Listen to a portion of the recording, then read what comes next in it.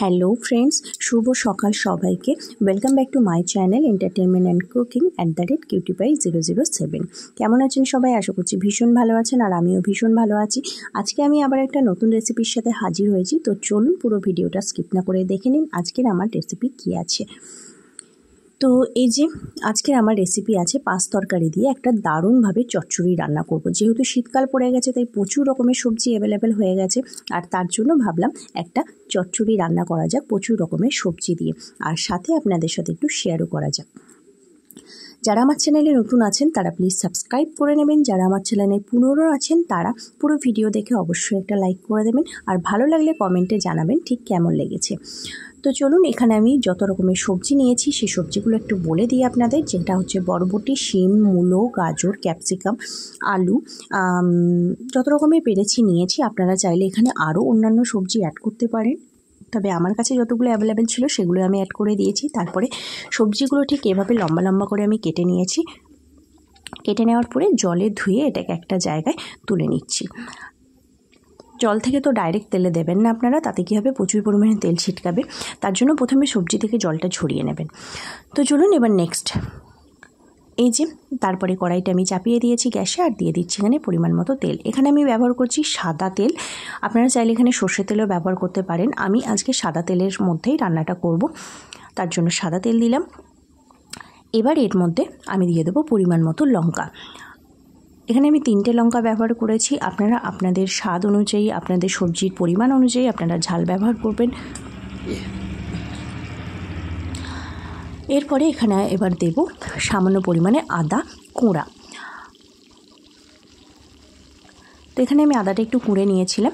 আপনারা চাইলে আদা বাটা ব্যবহার করতে পারেন, আর আদা বাটা ব্যবহার করলে তখন আপনারা ডাইরেক্ট সবজির সাথে দিয়ে দেবেন। তেলের উপরে এভাবে দেওয়ার কোনো প্রয়োজন নেই, যেহেতু আমি কুঁড়ে দিচ্ছি তার জন্য কাঁচা গন্ধটা কেটে যাবে, তার জন্য আমি আদা এভাবে কুঁড়ে দিচ্ছি। এরপরে দিয়ে দিলাম সামান্য পরিমাণে 5 ফোড়ন। তারপরে দিচ্ছি 1 চিমটি মতো হিং। হিংটা দিলে অবশ্যই ভীষণভাবে টেস্টটা তরকারির বেড়ে যায়। আপনারা দিয়ে একবার ট্রাই করবেন, তবে যারা হিঙের গন্ধ সহ্য করতে পারেন না তাদের জন্য অপশনাল। তো সব কিছু দিয়ে একটু ভালো করে নেড়ে চেড়ে নিলাম। এবার এর মধ্যে অ্যাড করব সামান্য পরিমাণে চিনি। চিনিটা দিলে সবজির কালারটা সুন্দর আসবে, প্লাস সবজির টেস্টটাও সুন্দর আসবে। এবার মশলা কটা একটু নেড়ে চেড়ে নিচ্ছি। তারপরে আমার কেটে ধুয়ে রাখা সবজিগুলো তেলের উপরে দিয়ে দেব। তো সব সবজিগুলো আমি এর মধ্যে দিয়ে দিলাম। এবার এটাকে একটু নেড়ে চেড়ে নেব, সামান্য পরিমাণে ভাজা ভাজা করে নেব।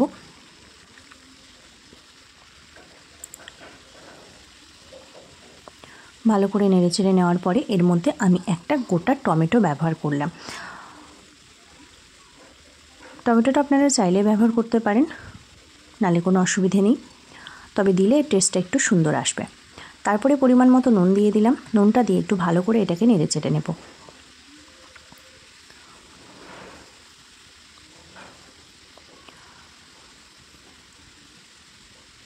টমেটোটা গলা গলা পর্যন্ত সবজিটা একটু ভাজা ভাজা করে নেব, আর টমেটোটাও গলা গলা হয়ে যাবে। তো এটা আমি ঢাকা দিয়ে দিলাম। তারপরে 2 মিনিট 3 মিনিট অপেক্ষা করব, আর ততক্ষণে আমি এই যে কালো সাদা 2 রকমের সর্ষে নিয়েছি আমি, আপনারা চাইলে একরকম নিতেই পারেন। এই সর্ষেগুলো একটু বেটে নেব। আর চলুন এদিকে আমার তরকারিটা 3 মিনিট পরে ফিরে এসেছি। দেখুন সবজি থেকে অনেকটা জল বেরিয়েছে।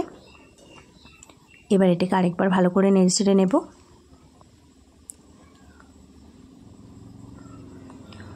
এবার এর মধ্যে আমি সামান্য পরিমাণে হলুদ অ্যাড করব, পরিমাণ মতো হলুদ অ্যাড করব।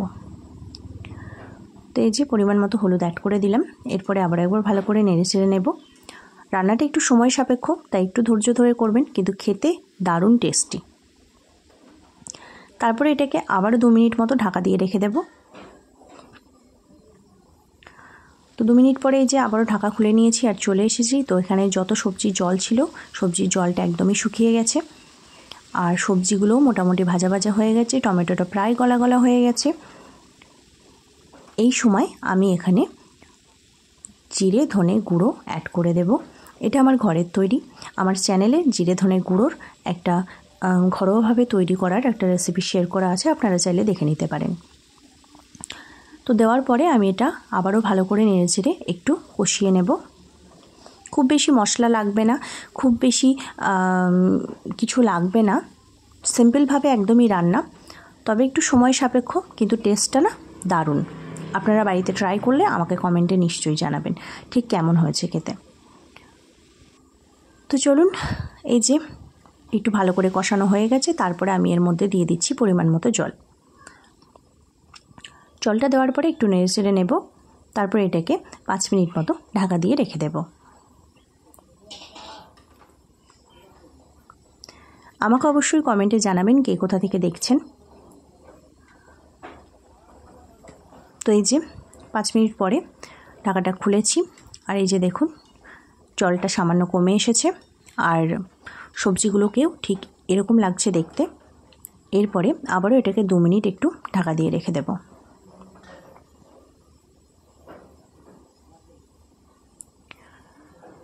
তো সবজির জলটা মরে এসেছে, তারপরে দেখুন এই সময় আমি এখানে অ্যাড করে দিলাম সর্ষে বান্নাটা। সবজিগুলো প্রায় সিদ্ধ হয়ে গেছে, আর তখনই আপনারা সর্ষে বান্নাটা অ্যাড করে দেবেন। আমার এখানে একটু জল আছে, তবে আপনাদের চাইলে যদি জল একটু দিতে লাগে তাহলে আপনারা একটু জল এতে দিয়ে দেবেন। তারপরে সর্ষে বান্নাটাকে সবজির সাথে ভালো করে মিশিয়ে নিলাম। এবার এটাকে আরও 2 মিনিট ঢাকা দিয়ে রেখে দেব, জলটা শুকিয়ে যাওয়া পর্যন্ত। তো এই যে 2 মিনিট পরে ফিরে এসেছি, সবজিটা বেশ মাখো মাখো হয়ে গেছে, দেখেই বুঝতে পারছেন। আর গ্যাসটা আমি এই সময় অফ করে দিয়েছি। তরকারি আমার পুরো রেডি। এবার আমি এটাকে একটা জায়গায় নামিয়ে নিচ্ছি। তো আজকের রেসিপি আপনাদের কেমন লাগলো কমেন্টে জানাবেন, পুরোটা দেখবেন স্কিপ না করে, আর আমাকে কমেন্টে জানাবেন কেমন লেগেছে। বাড়িতে ট্রাই করবেন। আর যারা আমার চ্যানেলে নতুন আছেন তারা প্লিজ সাবস্ক্রাইব করে নেবেন, যারা পুরনো আছেন তারা পুরো ভিডিও দেখবেন, ভালো লাগলে লাইক করবেন। আজকের মতো টাটা, ফিরে আসবো নতুন আবার একটা রেসিপি নিয়ে। ততক্ষণের জন্য সবাই সুস্থ থাকবেন, ভালো থাকবেন।